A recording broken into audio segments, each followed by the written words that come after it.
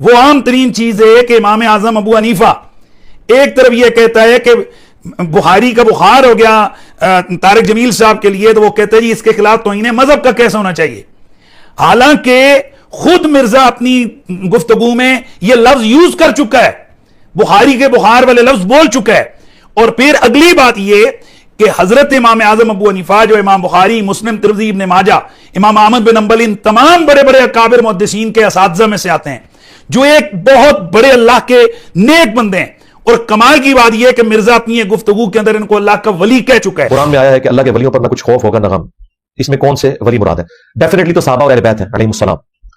باقی ان کے بعد بھی جو اللہ کے نیک بندے ہمارے اس نے زن ہے، امام بخاری، امام مسلم، امام ابو حنیفہ، امام شافعی، احمد بن حنبل، بڑے بڑے ائمہ جو ہیں جنہوں نے دین کو کنٹریبیوٹ کیا، یہ سب کے سب اولیاء اللہ ہیں۔ اس کو جس کو اللہ کا ولی کا، ان کے بارے میں معاذ اللہ اس نے کہا کہ جناب وہ بھونکا ہے، کتا بنایا امام اعظم ابو حنیفہ رحمۃ اللہ علیہ کو۔ ایک این جی پوڑی ہے امام حنیفہ نے لکھی کتاب الفقہ الاکبر، جس میں لکھا ہے کہ رسول اللہ کے ماں باپ کفر کی حالت میں مرے ہیں، نعوذ باللہ۔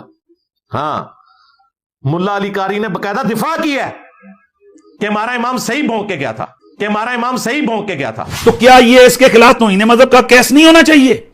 کیا یہ مسلمانوں کی دل آزاری نہیں ہے؟ سینگ ہوتے ہیں اور اس 295 اے کا جو دفعہ لگتا ہے پاکستان میں، اس کا کیا ہے؟ وہ کیوں بنایا گیا ہے؟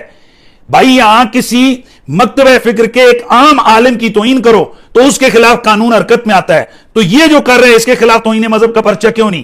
اور پھر عام ترین بات جس وجہ سے اس نے ان کو کافر جو ہے نا بھونکنے والا کہا، وہ ہے رسول اللہ کے والدین کے عدم ایمان کا قول۔ حالانکہ خود مرزا صاحب کی ویڈیو ہمارے پاس موجود ہے جس میں وہ کہتے ہیں کہ یہ جو کتاب ہے فقہ اکبر جو امام اعظم ابو حنیفہ کی طرف منسوب ہے، یہ ان کے 250 سال بعد لکھی گئی ہے۔ باسط بھائی، 250 سال بعد کتاب لکھی گئی، خود ایکسپٹ کر رہا ہے ایک بندہ۔ الفقہ الاکبر کتاب سے، جو حنفیوں کے نزدیک بنیادی کتاب ہے، بڑی چھوٹی سی کتاب ہے عقائد کے اوپر، امام حنیفہ رحمۃ اللہ علیہ کی طرف وہ منسوب کرتے ہیں، ظاہر ہے وہ اس کو مانتے ہیں کتاب ان کی ہے۔ ہمارے نزدیک وہ کتاب امام حنیفہ کی وفات کے تقریباً 250 سال بعد لکھی گئی ہے، اس کی سند کوئی نہیں ہے۔ اور پھر اس کتاب کی عبارت کی بنیاد پر یہ امام اعظم ابو حنیفہ کو بھونکنے والا کہہ رہا ہے، اور خود پہلے ولی بھی مان رہا ہے۔ تو من عاد لی ولیا فقد آذنتہ بالحرب، جو اللہ کے ولیوں سے دشمنی کرے وہ اللہ کا اس کے خلاف جناب اعلان جنگ ہے۔ تو مرزا کہاں کھڑا ہے؟ اور پھر کمال کی بات میں بتاؤں، اسی مرزے کا بابا البانی میں بات پوری کر لوں، آپ پھر اپنا کوسچن کیجئے گا۔ اسی مرزا صاحب کا بابا البانی وہ سلسلہ حدیث الصحیحہ کے اندر وہ لکھتے ہیں کہ جو آدمی عدم ایمان والدین رسول کا عقیدہ نہیں رکھتا، یعنی وہ حدیثوں کو نہیں مانتا، وہ کافر ہے۔ تو البانی صاحب کے فتوے کے مطابق تو مرزا صاحب کافر ہو گئے، حالانکہ ہم البانی صاحب کی یہ بات نہیں مانتے۔ البانی صاحب ہمارے لیے قابل حجت نہیں ہے، ہم والدین رسول کے ایمان کے قائل ہیں، اور یہ تمام جو بخاری، مسلم، ترمذی، ابن ماجہ میں آنے والی روایتیں ہم ان کا جواب دیتے ہیں، ان کی تعویل کرتے ہیں۔ لیکن مرزا صاحب چونکہ البانی صاحب کو وقت کا بہت بڑا عالم، محقق، مدقق، علامہ فہمہ سمجھتے ہیں، تو اس کا فتویٰ تو یہ ہے کہ جو یہ نہ مانے وہ کافر ہے۔ تو اس کے فتوے سے تو جناب مرزا صاحب گئے، مرزا صاحب کی مرزٹی گئی۔ وہ تو کہتا تھا نا چاچی گئی، یہاں مرزٹی گئی، مرزا صاحب گئے، اور سانبو لو سانبو، اس کو کہتے ہیں لو سانبو۔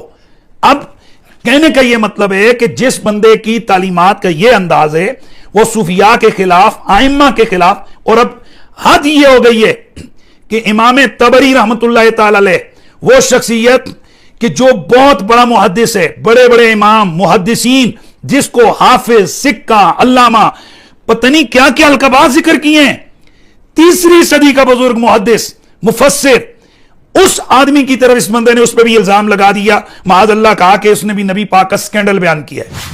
قرآن کی تفسیر کے ساتھ جو کچھ کیا گیا اس کی وجہ سے نان مسلمز کے ہاتھ وہ چیزیں لگی۔ رنگیلا رسول جو کتاب ہے یہ کہاں سے آئی ہے؟ آپ کیا سمجھتے ہیں اس نے بیٹھ کے نبی اسلام کے اوپر الزام لگایا؟ اب ہمارے لوگوں کو تو پتہ ہی نہیں ہے، ہماری کتابوں سے چیزیں اٹھائی ہیں۔ آج جتنے غیر مسلم رسول اللہ کی ذات کے اوپر حملے کرتے ہیں نا، تو اسی قسم کی چیزیں اٹھا کے کرتے ہیں، بےہودہ چیزیں۔ تفسیر کے اندر تفسیر تبری، ابن کثیر تو بہت بعد میں آیا، تفسیر تبری پہلے 300 سال میں لکھی گئی ہے، اس میں نبی اسلام کی ذات کے حوالے سے سکینڈل لکھا ہوا ہے، وہ جھوٹی روایتیں ہیں۔ انا للہ و انا الیہ راجعون۔